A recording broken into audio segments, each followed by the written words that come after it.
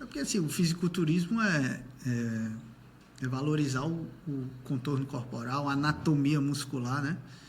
E assim, eu não tenho experiência sobre esse esporte assim, mas eu acho que quando você tem um peitoral feminino bem desenvolvido, né? Isso pode descaracterizar alguma coisa de uma mama feminina. Sim. Porque, queira ou não queira, a mama tem uma composição de gordura também. Sim. E isso atrofia o tecido mamário. A gente pega muito pacientes que fazem crossfit, né? E por crossfit exigir muita força nos grupamentos superiores, né? Predominantemente as mulheres, elas crescem ombros, braços, peitoral, latíssimo do dorso, as costas, e meio que deixa o corpo triangular invertido, que historicamente é o corpo masculino, né? Sim. Geralmente quem faz natação tem os ombros largos, o peitoral desenvolvido, Sim. o grande dorsal bem desenhado, né?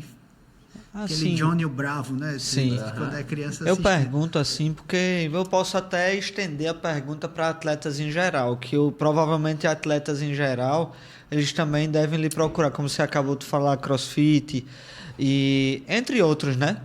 Natação. Assim, profissional, atleta de alto rendimento, sinceramente eu não me lembro.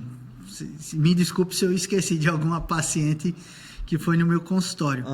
Mas eu nunca peguei. Mas eu pego frequentemente pacientes que fazem crossfit. Crossfit, né? Crossfit. Hoje é uma prática bem disseminada, muito boa, por exemplo, né? Mas, assim, em estética feminina, eu percebo essa inversão de padrão, né?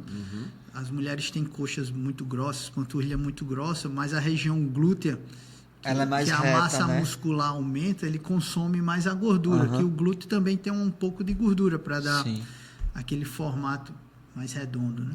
Aquele procedimento que tira a gordurinha de um local e bota no bumbum, não tem algum procedimento? É lipoenxertia, a gente chama. Lipo? Enxertia. Enxertia tem... Lipo é gordura, enxertia é transferência, né, para alguma região. Existe uma procura grande por esse tipo de Sempre que a gente imagina uma lipoaspiração, que a gente chama de lipoescultura, a gente trabalha com colocação de gordura em alguma região do corpo. Se é na região glútea, a gente chama, de região do bumbum, a gente chama lipoenxertia glútea.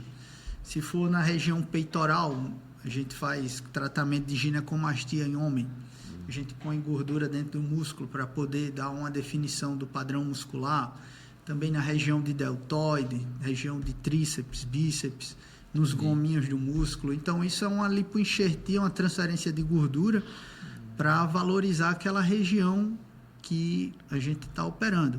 E a região glútea, com certeza, é a número 1, a campeã.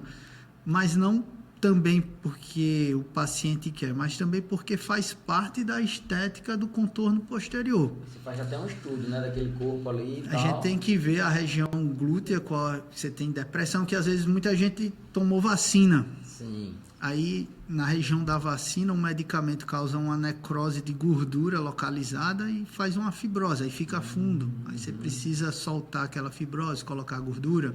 Entendi. Ou por alguma genética, ela tem uma deposição de gordura anormal, que em vez do bumbum ter um contorno mais violão, ela tem gorduras em locais que você tem que transferir para dar uma estética melhor.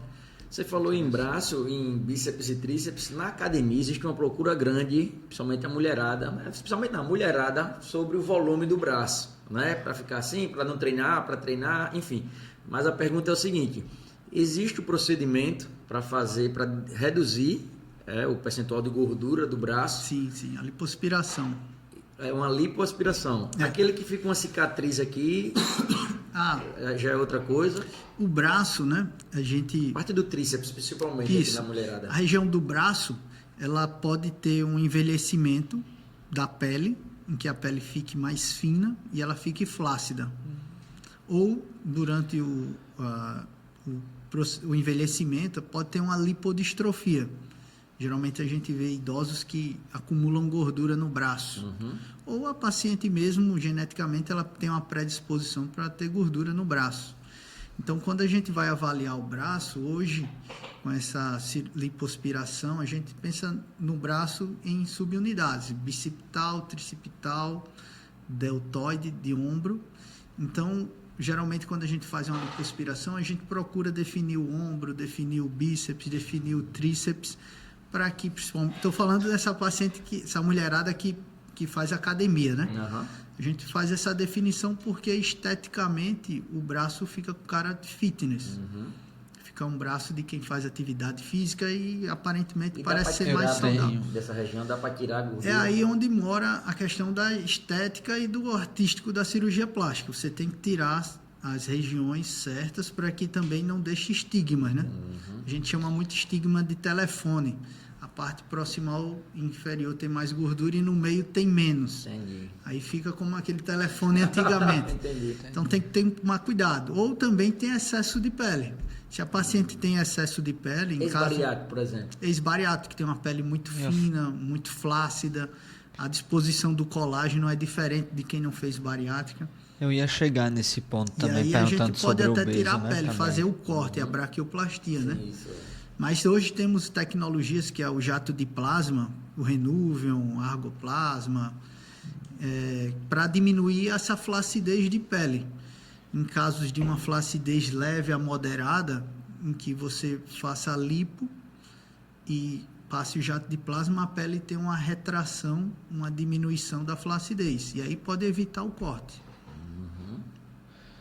Eu ia até falar dessa parte do obeso também, né? Porque obeso às vezes tem uma dificuldade, né? Às vezes ele volta, vai, volta e aí acaba tendo esse excesso de pele quando ele perde muito peso, né? É porque quando você... a gordura em excesso, a gente chama gordura parietal, né? Ela produz o hormônio feminino, o estrógeno, mas que é chamado de estrona. E aí o estrona, o que é que ele faz na pele? Ele afina a pele, predispõe a ter mais estria. Em homens que têm uma grande aromatização periférica, ele produz muito estrona, aí traz até estigmas femininos. Cresce a mama, ginecomastia, pode ter uma deposição ginecoide de gordura. O procedimento de ginecomastia, ele é prático, é rápido? Depende, tem graus de ginecomastia. E também, hoje em dia, a gente, como eu lhe falei, a gente pensa em corrigir a ginecomastia dando um tórax masculino. Então, hoje, a técnica que eu faço, ela é um pouco diferente. Eu utilizo a gordura para preencher a parte superior do deltoide e inverter o que é uma mama ginecoide. Entendi. Só para quem não entende o que é ginecomastia, o que gineco é mulher, né? E a mama do homem, a mama masculina do homem, assume um formato feminino. Aquele aspecto bem de mama. Aí tem graus, hipertrofia da glândula atrás da areola, que é só aquela areolazinha dura que fica pontiaguda. Tem a glândula, ela cresce mais além da areola. Aí já tem uma hipertrofia que a gente chama Simon 2A.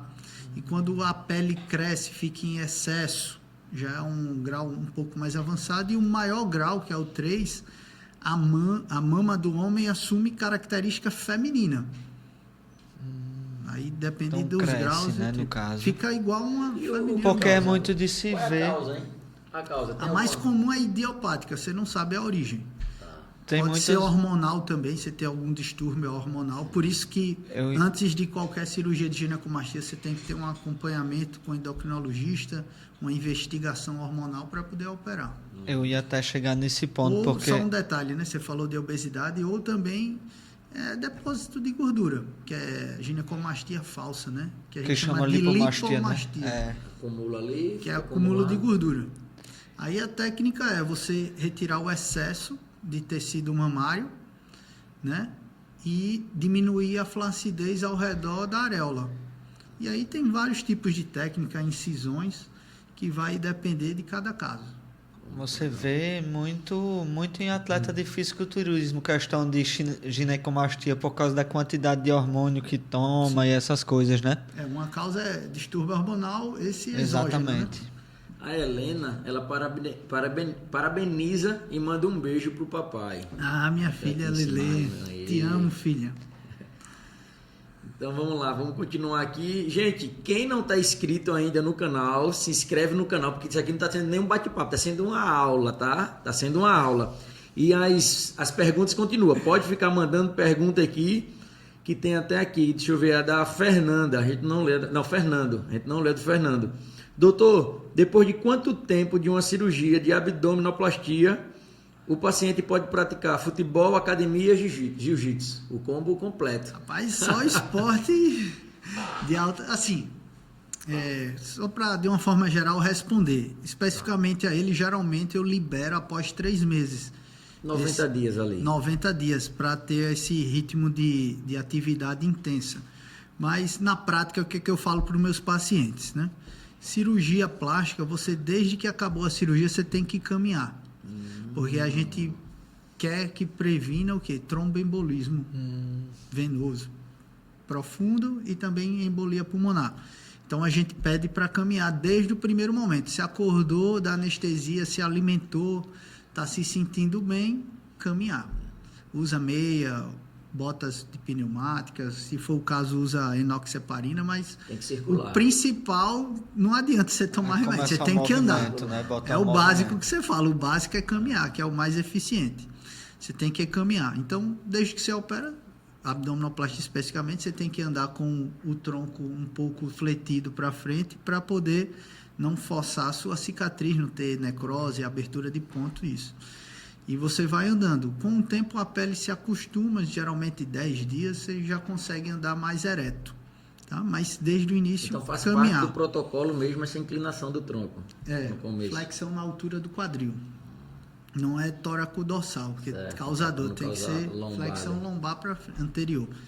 Então você tem que caminhar. Então atividades leves, por exemplo, caminhada, visitar um parente, andar na praça, lógico que não em multidão, né? Porque você fez cirurgia. Não esbarrar, né? Para não esbarrar, e também, às vezes, você faz cirurgia, você fica um pouquinho suscetível à infecção, né?